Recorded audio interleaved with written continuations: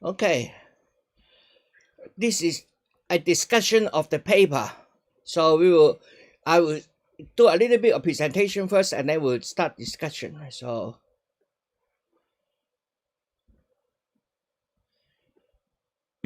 yeah, share screen.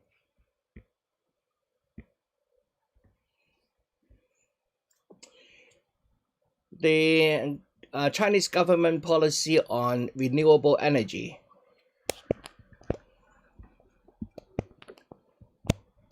So this will be our discussion. So I just show some of the information. Refresh your memory first. At the end of 2019, China dominated the world's generation of renewable in terms of installed power and the consumption. The wind power capacity is about 1/3 of the world, and the photovoltaic is about 1/4 of the world. This is driven by a national feed-in tariff. So the renewable energy is purchased as a price higher than the coal-fired power, so making all the power generation companies switch towards the renewable. So it propelled a installation rush. The issues of this rush being that there's a very significant financial burden on the fund. So by 2018, the fund already accumulated a deficit over 100 billion yuan. Now, to put that into perspective, $1 Australian is about 5 rand. So divide this number by 5, that gives us the Australian dollars. So it's about 20 billion Australian dollars. And most of these renewable are in the remote areas, very far away from where the power is needed, and the long distance transmission is not catching up. For the grid to be installed, it takes 2 to 3 years. But for wind and solar projects, it only took several months. So they can put in a lot of wind and solar energy projects in a matter of a year, including planning and so forth. But the grid company need another 2 to 3 years to actually hook them up and send it over for use. And therefore, a lot of energy is being wasted. That means it has the capacity to generate, but they don't actually let it run in order to safeguard the grid, the electric grid. So in the 30th 5-year plan, which will end this year, 2020, they are now trying to address this problem. So recognizing the financial burden, they have set the following goals for the industry: to reduce government subsidy. So the wind power should be able to compete directly with coal-generated power. And then eventually they also want the photovoltaic to also be able to compete directly with the coal-generated power. That is possible because of the efficiency gain by having built the amount of powers they can increase the efficiency. And to reduce the power curtailment, that means to reduce the amount of wasted power. Bring the generation closer to the source, to the area which will be needed. Now, most of the power is needed in the eastern and the southern China, which is near the sea, and that also means that they will increase the amount of wind turbines along the coast or in the sea. And obviously, they need to provide better transmission capability. Okay, so that's remind us. So let's start our discussion. Anyone want to start first? Yes, by the way, have you read the paper? No? Well, even you haven't read the paper, that's what the paper said about. Paper. Yeah. You never send me anything, Arthur. Maybe I'm not on your distribution list. Ah. No, I didn't get anything either, Albert. Oh. Last time when I put up on the chat group. Yeah, and you were going to send it to us as well, but anyway, not to worry. Okay, never mind.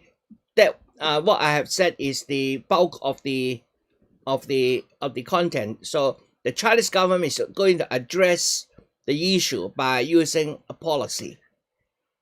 So, oh, sorry. Hello? She's at work at the moment. Yes.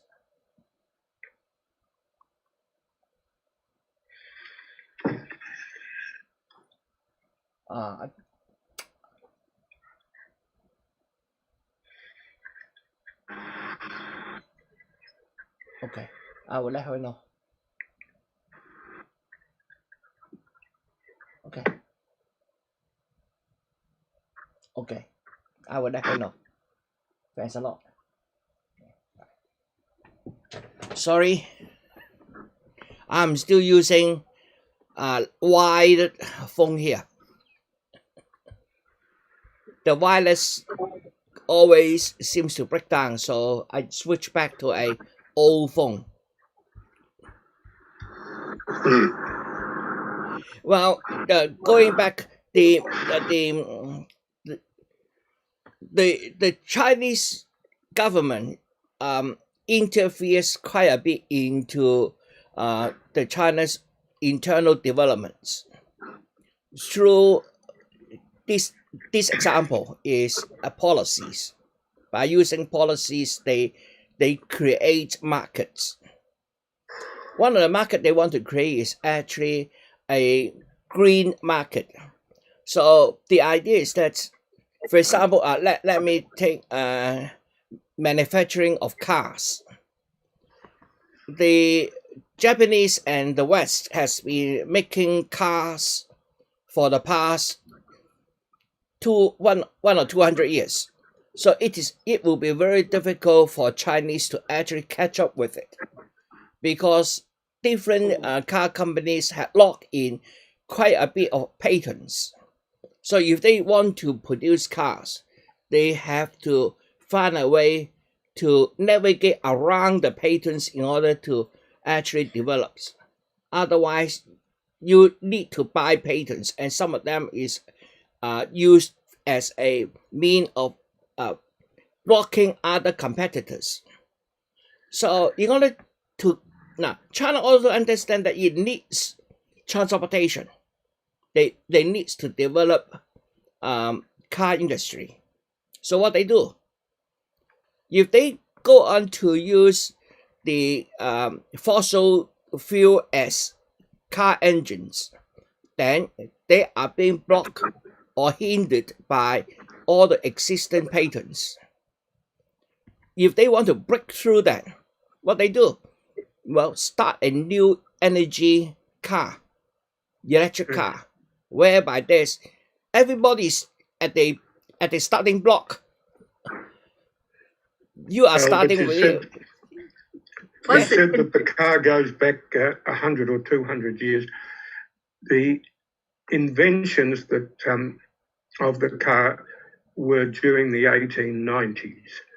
And here in Melbourne, the car was really introduced at a display held at the St Kilda Cricket Ground in 1901. Albert Isaacs, that's irrelevant. We're talking about the future. And I think what Albert Ip is saying is we'll also support China's move to reduce the carbon pollution.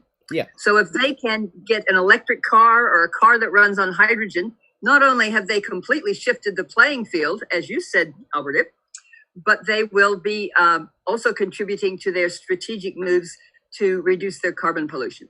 Yeah. So, yeah. It's easy when you start with a clean slate, though. It's much harder when you have the legacy of, as Albert says, the 120 years of not just the patents, but the investment into all that. You got to get rid of all those old plants, exactly as they've had to do in the U.S. over the last 30 years. Yeah. So that's why China is overtaking the West, in the new areas, like the photovoltaic. China is now a dominant player. Wind power, China is also a dominant player, because this is where everybody starts with the clean plate. And in order to drive that, the Chinese government used policies. For example, for the electric car policy, they in most of the major cities in China, just like us here, they have a overcrowded highway system. Their highway doesn't support that amount of cars. So what they do is they put in a number restrictions. For example, today only number plate with an even number is allowed to be on the road, and the next day is odd numbers. Okay, but so you basically reduce half. But they relax that for electric cars. If your car is electric, no limitations. So they drive people buying electric cars. The other thing is they also give huge subsidies. Most of the petrol-based cars are imported or made in China by foreign companies like Ford and so. And so they, like all cars, they have a tax on it. But for electric cars, they eliminate the tax of the car. So basically, it's cheaper. But of course, switching from one type of fuel to other type of fuel also needs another thing. That is the charging stations. So they also need to develop the charging stations. Yes, yeah. Susan?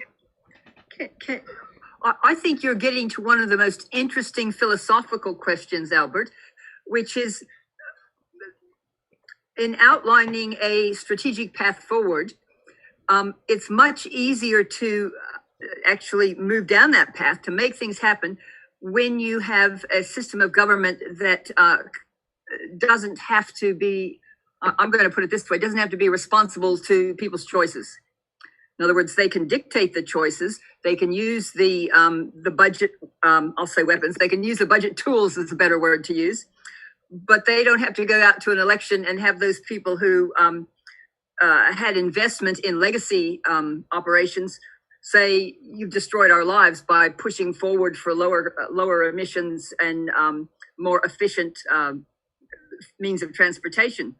So to me, the real question is, I think the role of government is to provide for the benefit of its citizens. And if they've got any extra benefit, that they can provide for the whole world, but basically for the citizens of the government. That's a wonderful idea. But it's much easier to do that and to identify a path forward and to follow it when you don't actually have to have the citizens voting you in and out. So the question is, is one better off in a, I'll say, dictatorship than one is in a democracy? This is a very good question. Now, so, I switched the discussion of democracy from being a government. I think we should change the measure of how a government performs, not by whether it is democratically elected or not, but by whether the government actually works for the benefits of its citizens. I agree with you. The election is only a mechanism of finding a government. Is that the best method of finding a government? So there is two issues here. One is we need to have a measure or some tools to measure the efficiency or the benefits of the government to its people. So that's number one. And then the number two is, well, given that we want this kind of government, how can we elect leaders to fulfill the roles to deliver that to the citizen? That selection mechanism is not necessary by simple one person, one vote. I don't think that Chinese government demonstrated that yes, there's an alternate way of finding a leader which will deliver goods to its people.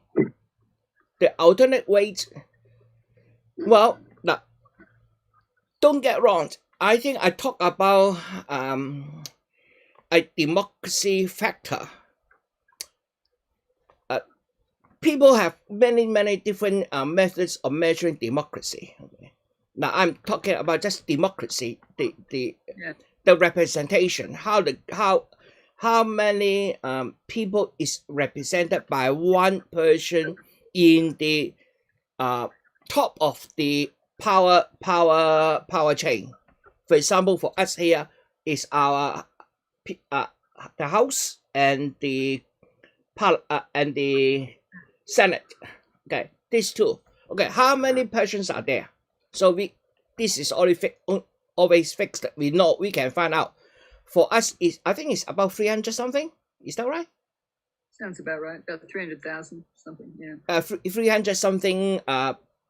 In the House. In the House. In the Senate. In the Senate plus the House. Okay, so that is about. But we also have a population of say 20 million. So take our number of population number divided by the number of representatives, then we know how many people each representative represents on average. I use that as a indicator for democracy. If one person represents everybody, that is dictatorship. If one person represents only one person, that means you represent only yourself. It is completely democratic. But obviously it doesn't work, right? It's somewhere in between. So we use that as a scale, as a quantifiable scale to measure whether the country is democratic or not. So we can do that as a calculation for all countries. For example, Albert, I'm not saying that democracy is automatically a better system of government. I'm just saying we feel we have more choice, I guess, is the answer, my answer. But I feel that democracy, it's so multidimensional. You're tackling the amount of representation one person can represent, but it's so multidimensional. I'm just commenting that I think it's much easier and probably therefore much more beneficial under a system of government where you don't have to go and face the voters every 3 years, as you do here, or 4 in the US, 7 in the UK. And when the government is united behind a strategy, they can actually make that happen. Yeah. But on the other side, I will mention, as one always does, as soon as you mention the Nazis, you've lost the argument, is what they say. But I will mention Germany between the wars when they elected their chancellor, that was Hitler. And then the government willingly gave him total power. They didn't have to have any more parliamentary meetings, Reichstag, I think it was. So once that country was united behind that leader, did he lead them in the right direction? I think the answer is no. So there's a whole bunch of different ways of looking at the should it be single control or should it be multi-control? Yeah, but I think you come up with a very good question is the direction of the government. How, in which direction is the government leading the people towards? Yeah. Now, yeah. obviously, that direction is a very highly debated items, and there is a lot of vested interest. For example, the existing companies, the fossil fuel industry, and so forth. That so leading a government, you for democracy, whereby these special interests can pay for the politicians to get elected. That means our selection system is biased towards those with money or those organized interest groups. So the issue here is, instead of looking at on that direction, is we should also look at from another direction. How can the government knows what the people actually wants? Now that means this is a feedback question rather than the question is different. That's what I'm saying. If we switch to that direction, then the government need to have a good mechanism to find to connect to the people, get the feedback. Well, there are a number of ways to do it at the moment. For example, through big data, collecting what the people actually doing. Again, but that also comes into the privacy issue. We lost Susan.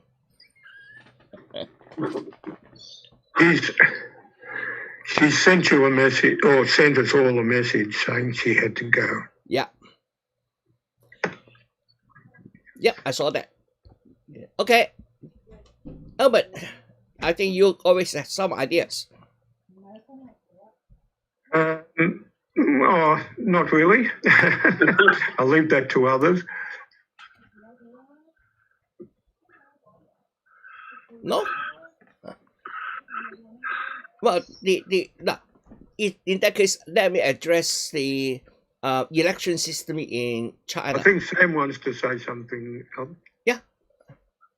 Are we talking about Sam, the yeah. development of a new car, or we're talking about the government democracy? Because the democratics at current place, none of the world country are talking about are doing the democratics.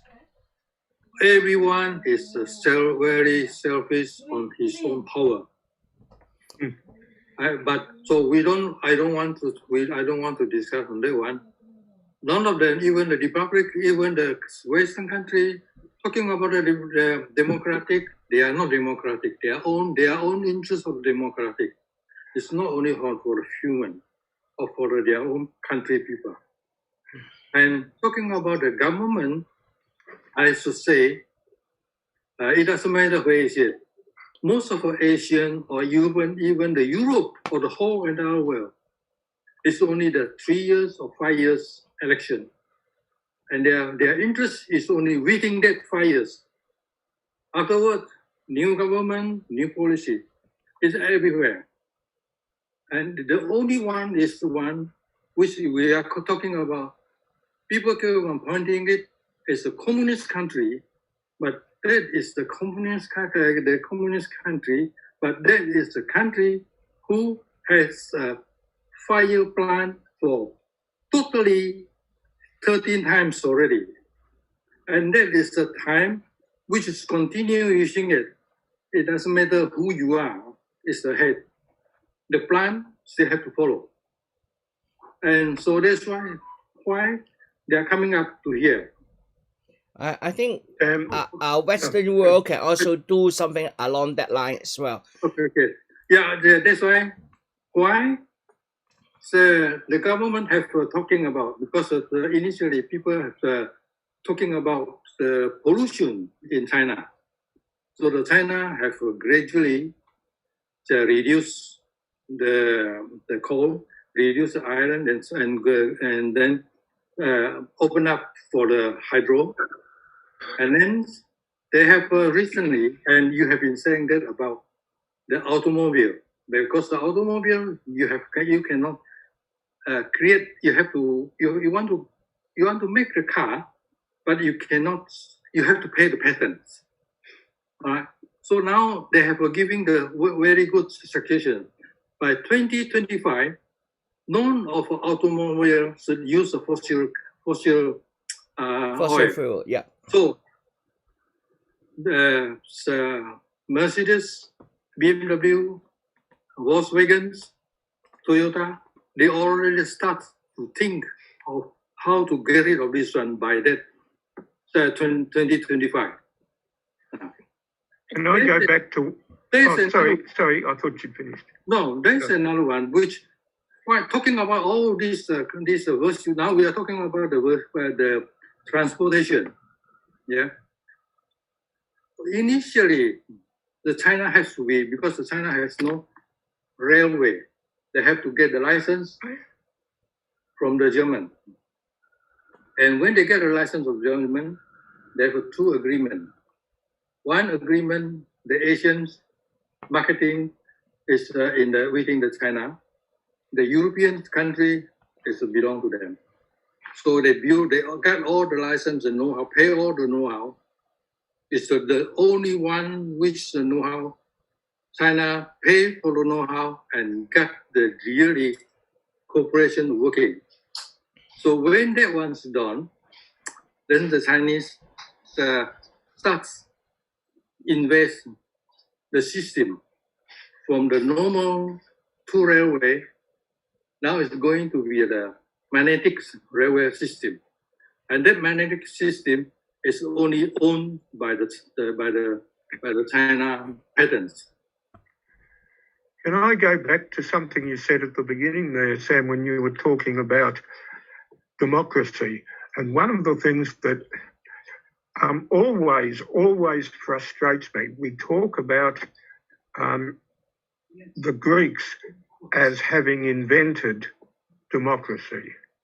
And it depends on your definition of democracy.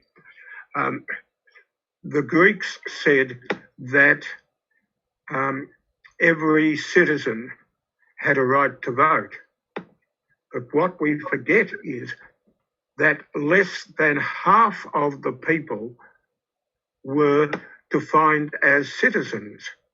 The majority of the inhabitants were slaves, and the slaves did not have a vote. And therefore, by our standards today, you cannot say that Greece had a democracy. Well, when I was growing up in Hong Kong, only taxpayers is allowed to vote. But for most people, they don't have to pay tax because we are working on a cash economy. Nobody's willing to pay tax, and therefore they don't get the vote.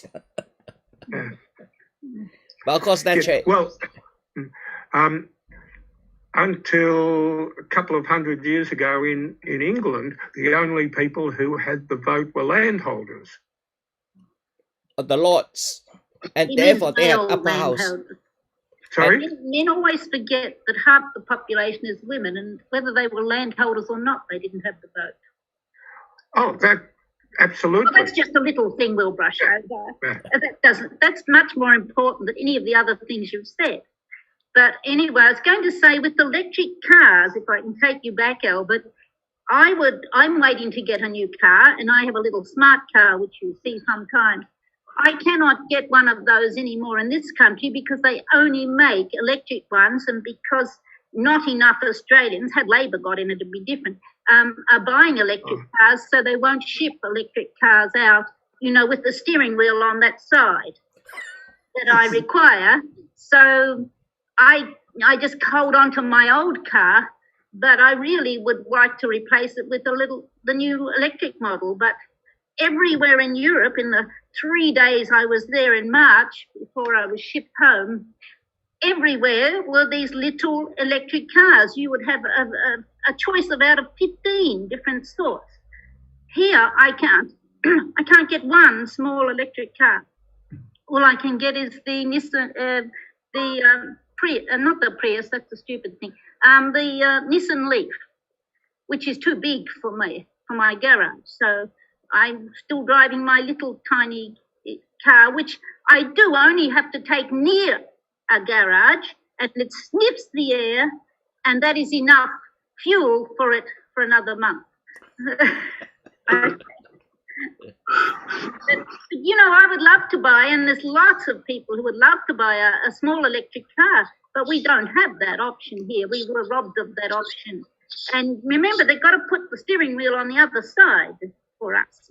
Well, the small electric market in China is occupied by electric bikes rather than cars. I've got an electric bike. Yeah, the electric bikes, because the electric bike is much smaller than an electric car. But I was hoping to see a change because of the COVID. Therefore, they need a lot of deliveries. People started buying online, and then I was hoping that because of that, these delivery guys will need small vehicles, or at least efficient vehicles. Unfortunately, it seems that I'm wrong, because they are switching to driverless delivery. Yes, driverless delivery. Yeah. And that means we won't be seeing small passenger cars. They will be small automatic driverless delivery. Yeah. And that is... Yeah. It's interesting that in that election campaign, the Liberals were able to paint electric cars as something way off in the future that would never be suitable for Australia. And if you go to Europe, they're everywhere. You have to search for one of the other sort. You know, they just completely hoodwink a gullible public. Just hoodwink them. Yes, Sam?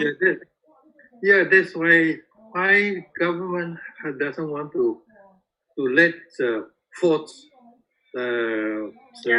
and all these automobiles car manufacturer to change it over to the electric, and seems that the electric is going to be used in the future. So they don't have to sit down. They just change it. Well, that go back to government planning. There isn't any. Yeah, go back to the very basic of what is a good government and how a good government is able to plan ahead for its citizens.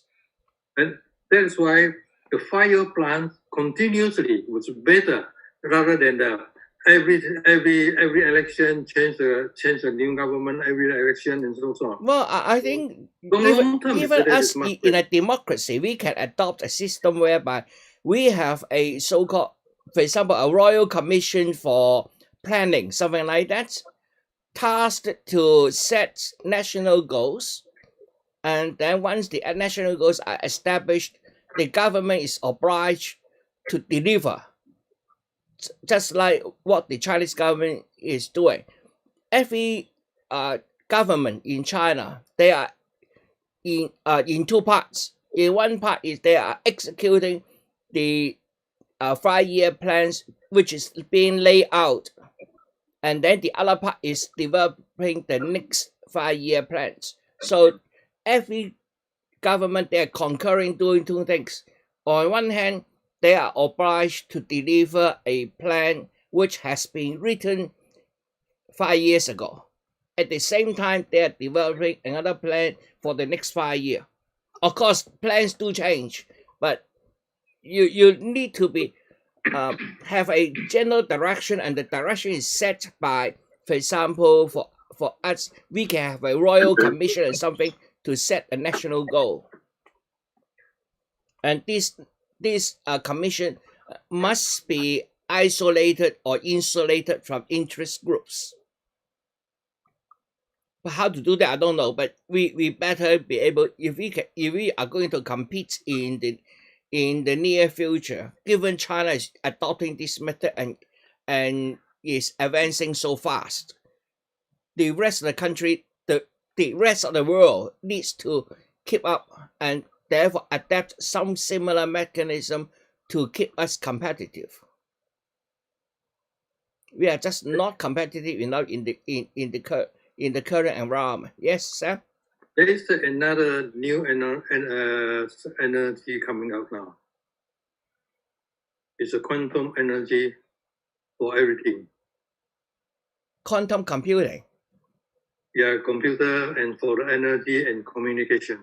Yeah. It's coming up soon now. But there's another source of energy coming up, the hydrolyzed methane crystals deep under the sea. So under the sea, there's some kind of ice which you melt them. Energy here. Yeah, and then you will become methane, and then you can burn that. That is the only energy coming up, and a lot of people have been doing the research, and none of them have been coming up. Yeah. It is very close to be able to mass mine these resources now. It's very close. So, but I prefer all these hydro methanes stay in the under the sea rather than being mined, because they will be delivering too much carbon into the atmosphere. We need to reduce carbon from the atmosphere. That's the one which is using the sucking the air and then change into the power. Or hydrogen. Hydrogen, yes. Yeah. But again, go back to that issue is not only you need to reduce the cost of the car, but you also need to reduce the cost of ownership of the car. That means how you can get charged, for example. I don't know. In case of a car, in the future, as maybe people some also talking about, the future may not be anybody will owing the car. The public transportation will be the only way of doing or sharing the car. So when you need a car, you rent one. Just like Uber right now. Yeah. But at the moment, the car sharing is car rental is very expensive at the moment. We need to reduce the cost in car rental, because at the moment it is a niche market and therefore they can charge good money. Use public transport. That's the answer. Yes, but unfortunately you need a very efficient public transport system. The public transport system here is far from efficient. Melbourne doesn't have a bad system with trains, trams and buses. Well, most people live within walking distance of some form of public transport. For example, for you, Albert, when Luna Wedding moves to the new campus, there's a typical example of not good public transport, isn't it? Yeah. I mean, I can get there, but it's messy. But I can get there. And that's the issue. The timing is the other issue. But anyway, look, that's something completely different. Timing and ease of travel and the comfort of travel is all issues with public transport. Yeah. And for most public transport, if they want to run as a business, they need to run it at very high capacity, and therefore it is not comfortable. Yeah. Yeah. So there is contradiction unless we can invent a new method. For example, later on, driverless capsules. You get on the capsules. The capsule somehow transport you to your destination without the need of a human driver, and that's coming. Well, I mean, there are already driverless trains in many, many places around the world, and I think I'm right in saying including China. The only place where I have personally experienced driverless trains was in Vancouver, but right across the world.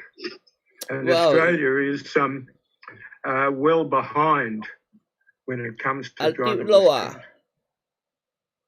what is this? What are you trying to show us, Valerie? You're muted. You're muted. We can't hear you. Valerie, See the people in their little capsules? This. See them? Yep. yeah. There you are. That article was written in, I think, 1965. Wow. Wow. I'll just bring it up a bit bigger. Well, I read the paper. well, we obviously 1965. 1962.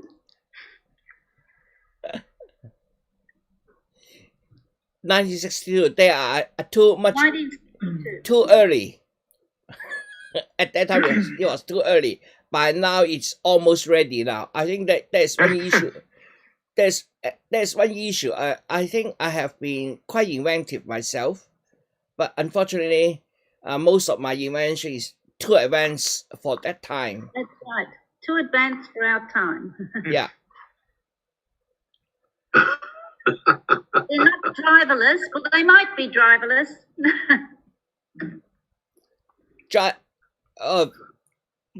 Maybe they will need to build a different system whereby you sit in a capsule and then you pass through some tubes, and then you have a tube network, and then after the running on tubes in major highways, tube highways, then you are set off to somewhere else. Then a little bit of driving independently. That means you order a capsule at your home. The capsule come to you. You sit on it. Tell the capsule where you want to go. It will go up to a tube system whereby it will launch at high speed, and then when it's arrived at the destination, you come off from the tube system and then drive you a little bit to send you to the final destination. I envision that as a future possibility of public transport.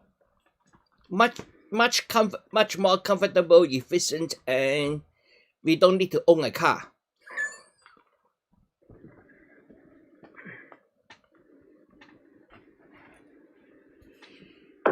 Okay, it looks like we are running out of topics now.